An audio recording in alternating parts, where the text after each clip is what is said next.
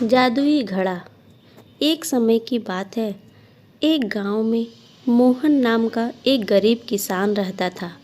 उसके पास एक ही छोटी सी खेत थी, जिसमें मोहन दिन भर मेहनत करता और उसमें जितना भी मिलता उसी से खुश रहता।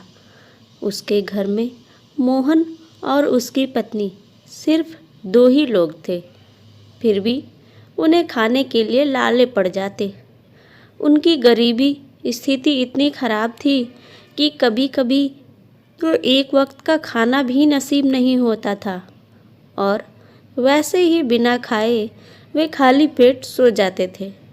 इसी तरह इनका गुजारा होता था। मोहन रोज की तरह अपने खेत में काम करने गया था।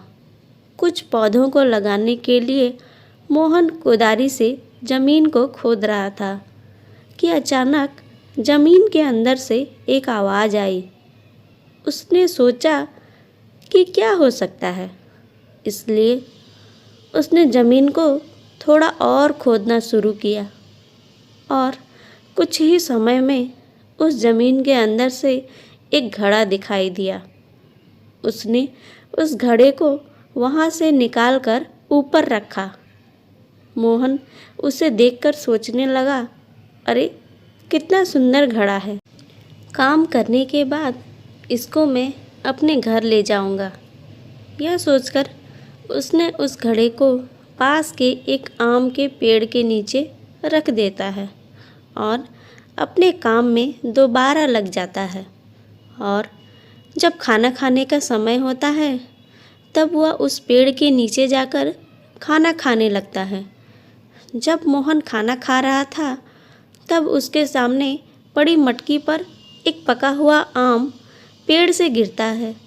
खाना खाने के बाद मोहन उस आम को खाने के लिए घड़े के पास जाता है। तब वह देखता है कि घड़ा पूरा आम से भरा हुआ है।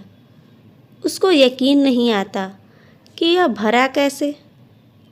फिर उसने सोचा, कोई बच्चे लोग होंगे जो शरारत करते इस घड़े को आम से भर दिए होंगे।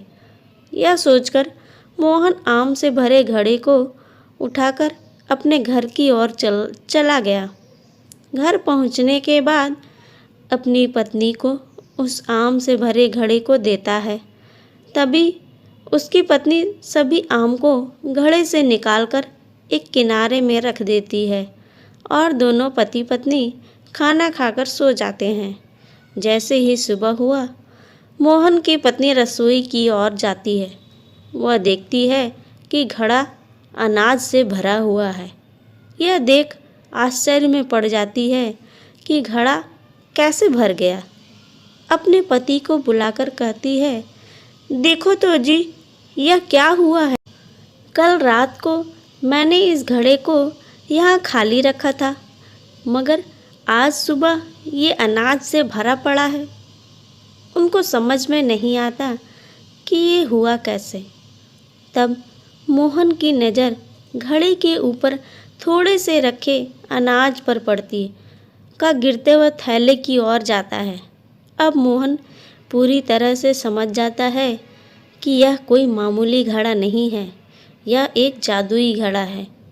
इस बारे में मोहन अपनी पत्नी को खेत में उस मटके पर गिरे आम के बारे में बताता है और वह भी समझ जाती है। अब वे दोनों उस जादुई घड़े को पाकर खुश हो जाते हैं। अब मोहन रोज़ अनाज और अन्य खाद्य पदार्थ उस घड़े में डाल देता और उससे बहुत सारा अनाज और खाद्य पदार्थ पाकर उसे बाजार में बेच आता।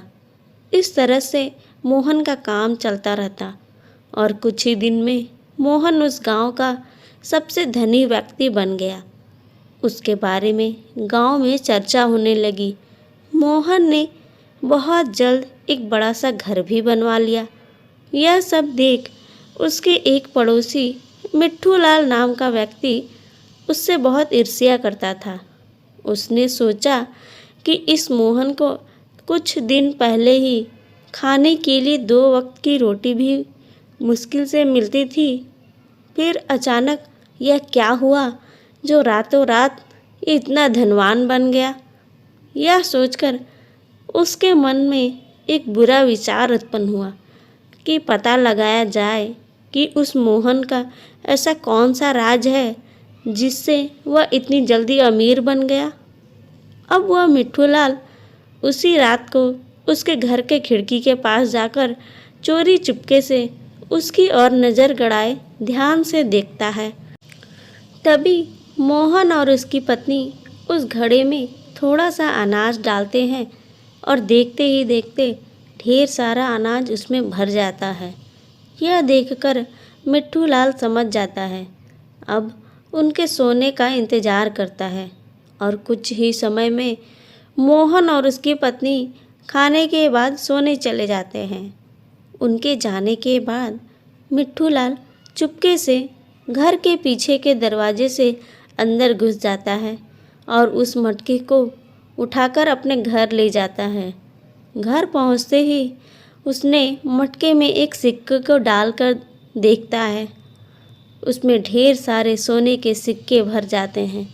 मिट्ठूलाल अब लोभवश उसमें सारे सिक्के को ठूस ठूस कर भर देता है ताकि एक साथ ज़्यादा से ज़्यादा सिक्के निकले और वह तुरंत अमीर बन सके।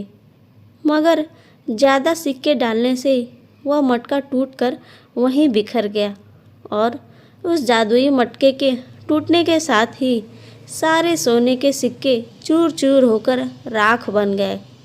मिट्ठूलाल यह सब देख बहुत दुखी हुआ और अपना माथा पकड़कर रोने लगा और कहा, मैंने यह क्या कर दिया। ज़्यादा पाने की इच्छा से लोभवश मैंने मटकी को ही फोड़ डाला। यह कहता हुआ मिट्ठूलाल बहुत रोने लगा और रात भर वहीं पड़ा रहा। मोहन जब सुबह उठकर देखता है कि उसका जादुई मटका गायब है, वह मन ही मन सोचता है कि शायद मटका कहीं गायब तो नहीं हुआ होगा। तभी उसके पड़ोसी मिट्ठूलाल की खबर मिलती है कि वह एक मटके के फूटने से पागल हो गया है। मोहन अब पूरी बात समझ जाता है और कहता है, लालच का फल हमेशा बुरा ही होता है। दोस्तों, आशा करती हूँ आपको मेरी ये कहानी पसंद आई होगी। धन्यवाद।